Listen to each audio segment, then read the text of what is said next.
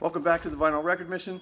Today coming to you from Taos, New Mexico, where I'm going to show you how to get an amazing ultrasonic record cleaner without getting hosed. Your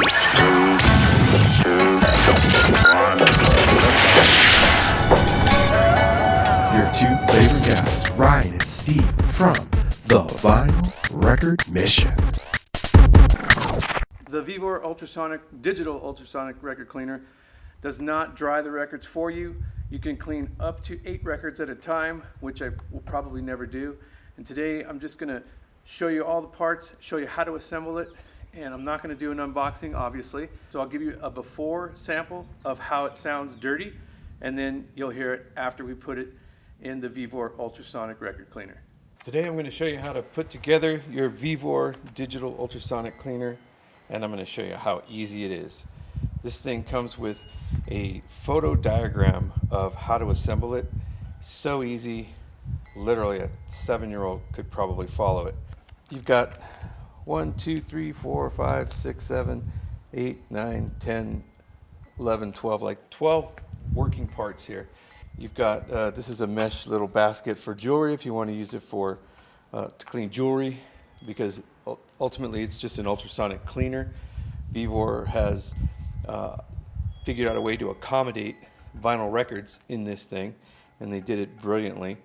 And then you've got your motor right here, and this is the bolt that you will use to fasten it to this apparatus right here. And then this is another bolt that you use to put through these guys right here, the dividers. You've got 2 power cords, one for the machine, one for the motor. You've got a hose if you want to drain your water through this nozzle right here with the handle. And then you've got a record rack that doesn't come assembled, comes unassembled, very easy to put together. And then you've got your unit right here with the lid. So let me show you how to put it together, and I'll do a before and after as far as sound quality is concerned. Oh yeah, and you'll need one of these. That's a Phillips screwdriver. So first thing I'm going to show you how to do is get your motor and the apparatus that holds the motor in place. Very, very simple. Take off your lid. Take this apparatus right here. It's got 2 sides. Going to put the side with the hole facing outward, and you're going to line up this hole right here with this line. That'll make sure that your record is centered when you put it in the basin. So you just put it over there like that, line it up, and then push her down. Get it secured down. You can see that we've got that line right there lined up with that hole. And then you're going to take this screw with the handle on it, and you're going to secure this apparatus. Very, very simple. You don't need an instruction manual to do that. So tighten it down. You don't want to tighten it too much. Just get it to where it seats and it's secure, because this thing is going to vibrate, so you do want it to be tight. Now we're going to seat the motor. Take your motor, take that pin, put it through the hole like so, center it on the sides like so, and then you're going to take your nut there, put it there, and put on the screw on the nut. So you got your bolt there. But what you want to do is get this centered. So loosen the bolt a little bit, get it centered like so, and then you can fasten it tight. Torque it down real good. Okay, so now your motor is attached. This is the adapter that holds all the records. So it's got a little nut right there on the top. You're going to take the female side of it and attach it to this male side there. Slides right in there, and it needs to fit inside this little gap.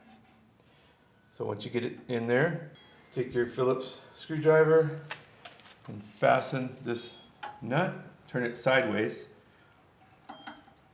and tighten it down real good. Try to get a longer screwdriver if you can. Okay, you got that fastened.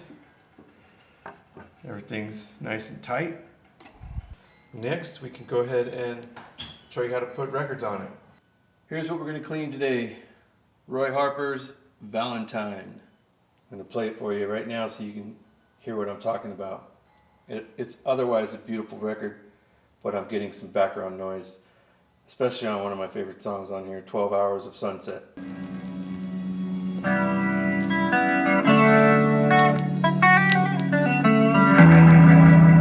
Now we're going to go ahead and get the record on, and in order to do that, you're going to need to put these spacers in place. One goes in the back, all the way to the back, and then we're going to put on, like I said before, our Roy Harper Valentine. Gently put that in there, like so. All the way to the back. And then if you do multiple records, you need to put in between each record a spacer. And if you're only going to do one record, you need to put all the spacers back on in order for this nut to seat. So we'll get all these put on.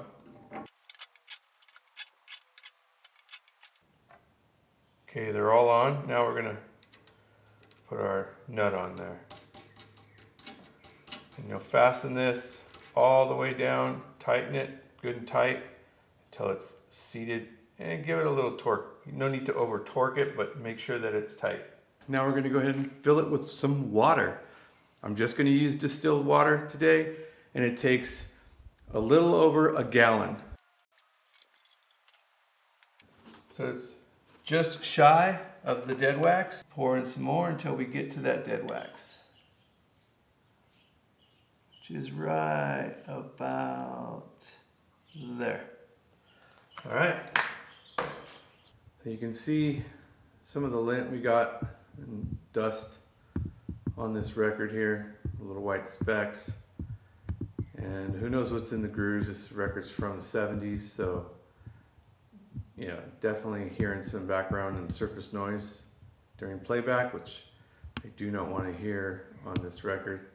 We're going to see if the Vevor can clean it up. Okay, next we're going to get our power cord into the machine.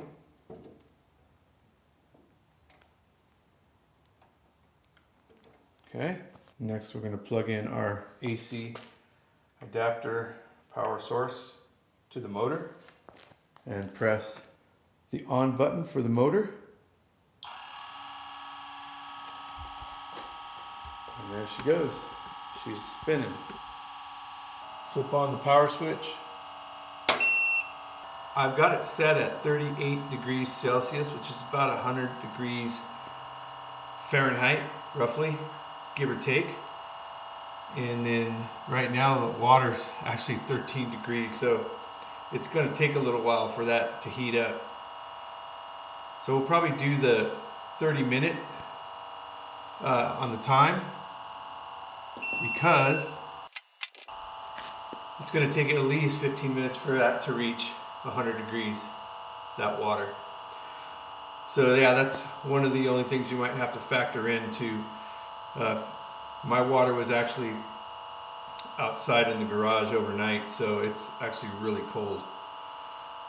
Then you just press start right here, and then the temperature will start to, the water will start to heat up. So the little on button tells you that it's on. And here's your ultrasonic, or here's your timer. And once you hit the timer, the ultrasonic cleaner will start to vibrate and make a loud noise. There we go. We'll be back in 30. Look at that ultrasonic action.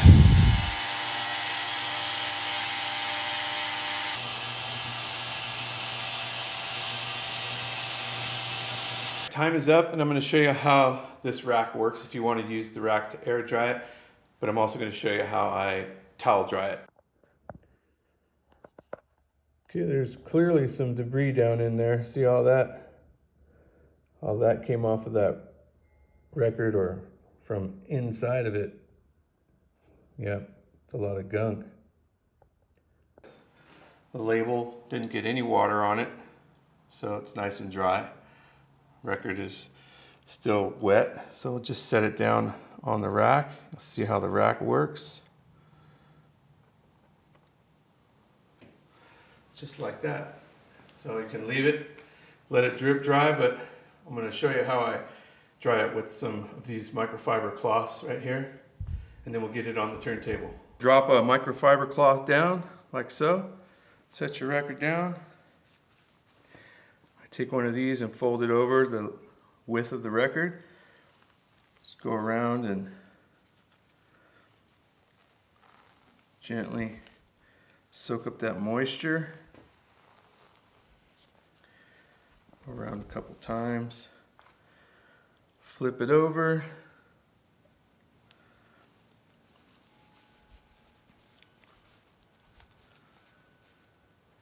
Same thing on the other side.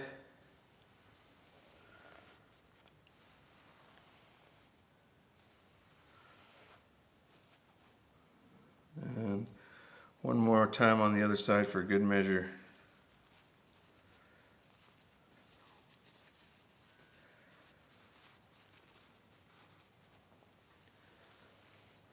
Okay, record actually looks beautiful. Let's see how gorgeous that looks. Super clean. All right, let's get it on the turntable.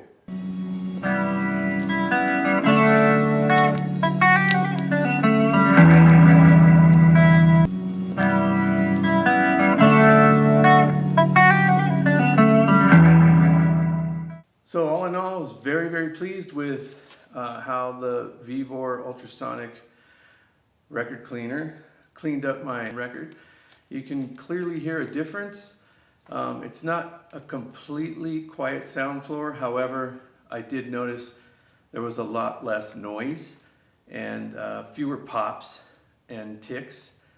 So the thing with these ultrasonic cleaners is that if you're not putting in a perfect record, you're not going to get out a perfect sounding record. And you know, it's easy to put in a record that is filthy dirty, but if you can't see the surface marks on the vinyl, you're going to get that background noise when you put it on and play it, no matter how clean the record gets in the ultrasonic cleaner.